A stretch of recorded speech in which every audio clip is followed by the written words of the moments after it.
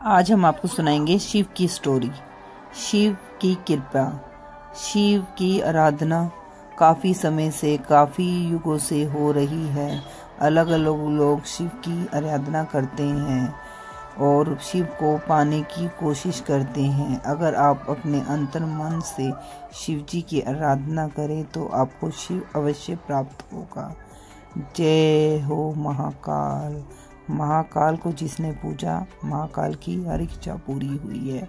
महाकाल चाहे तो इस दुनिया में सब कुछ कर सकते हैं। महाकाल की कृपा होती रहती है हमारे ऊपर, जिसे कहते हैं हम नीलकंठ। महाकाल की कृपा बनते ही हम नीलकंठ का नाम पड़ा है। जय हो महाकाल। जय हो हर हर महादेव।